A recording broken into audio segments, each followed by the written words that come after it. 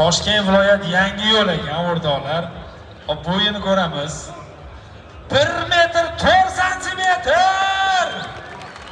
Yer qo'yir.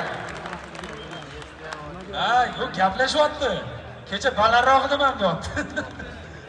1 metr 4 santimetr. Olib chiqing taroziga. Yer qo'yir. O tarozida ham nimadir bo'ladiganga o'xshayapti o'rtoqlar. Pirat. Pirat. Pirat. 165 kilogram. Yer qo'yir. 165.